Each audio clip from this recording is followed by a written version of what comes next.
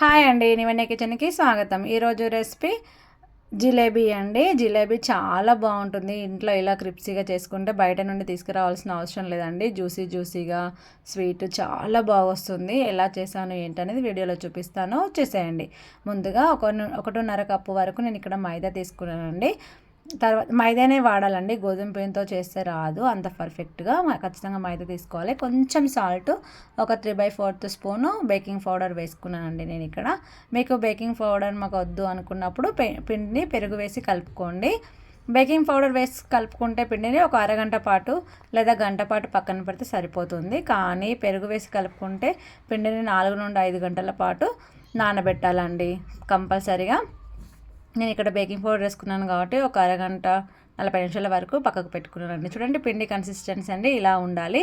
ఎక్కువ లూజ్ ఉన్నా కూడా ఆయిల్ ఎక్కువ పీల్ చేసుకుంటుందండి. ఈ కన్సిస్టెన్సీ ఉంచుకోవాలి. తర్వాత నేను ఇక్కడ 1.5 కప్పు వరకు గోధుమ పిండి తీసుకున్నాను కాబట్టి 1 కప్పు షుగర్ తీసుకున్నానండి. 1 కప్పు షుగర్కి 1 కప్పున్నర లేదా 2 కప్పుల వరకు వాటర్ వేసి షుగర్ వాటర్ని మరిగించుకోవాలి. జస్ట్ మరిగించుకుంటే సరిపోతుందండి. తర్వాత మనం కలుపుకున్న పిండిని నేను ఇక్కడ ఒక ఆయిల్ ప్యాకెట్ కానీ మిల్క్ ప్యాకెట్ కానీ మీ ఇష్టం అండి. మీ దగ్గర ఏ ప్యాకెట్ ఉంటే ఆ ప్యాకెట్, లేదా కవర్ గట్టిగా మందంగా ఉండే కవర్ ఉంటే ఆ కవర్లోకి ఇలా తీసుకోవాలి. చూపిస్తున్నట్టుగా కార్నర్ ఇలా కొంచెం కట్ చేసుకోవాలండి. నేను ఇక్కడ ఆయిల్ ప్యాకెట్ కదా, ఆయిల్ వచ్చింది చూడండి. షుగర్ వాటర్ మరిగిన తర్వాత అందులో కొంచెం ఇలాచి పౌడర్ వేసుకోవాలి. తర్వాత డీప్ ఫ్రైకి ఆయిల్ పెట్టుకొని ఇలా కవర్ అంచును మనం కట్ చేసుకున్నాం కదా అండి, ఇలా చూపిస్తున్నట్టుగా చుట్టుకోండి. అంటే నేను ఇక్కడ దగ్గరగా ఉండే ఇది పెట్టుకున్నాను కాబట్టి కొంచెం అన్ని దగ్గరకు వచ్చేస్తున్నాయి, కానీ కాలిన తర్వాత అన్ని ఇండివిజువల్గా అవుతాయండి. మీరు ఫ్లాట్గా ఉన్నది పెట్టుకుంటే కనుక దానికే ఉంటుంది. చూడండి, ఇండివిజువల్గా అవుతాయని చెప్పానా, ఇలా అవ్వాయి. మంట మాత్రం మీడియం టు హై ఫ్లేమ్ పెట్టుకొని మనం ఇక్కడ డీప్ ఫ్రై చేసుకోవాలండి. ఎక్కువ హై ఫ్లేమ్లో పెట్టద్దు, త్వరగా కలర్ వచ్చేస్తే. మీడియం ఫ్లేమ్లో పెట్టుకొని అటు ఇటు తిప్పుతూ ఇట్లా కాల్చుకోవాలండి. నా వీడియో కనుక నచ్చితే ఖచ్చితంగా లైక్ చేయండి ఫ్రెండ్స్. ఒక్క లైక్ ఇవ్వడం అయితే మర్చిపోకండి.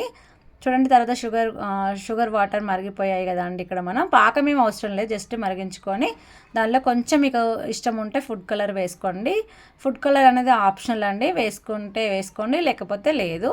నేనైతే ఇక్కడ ఫుడ్ కలర్ జస్ట్ కలర్ బాగుంటుంది అని, తెల్లగా ఉంటుంది కదా ఫుడ్ కలర్ వేయకపోతే అయితే ఫుడ్ కలర్ వేస్తే మంచి కళ్ళకి మంచిగా లుకింగ్ బాగుంటుందని వేసుకున్నాను.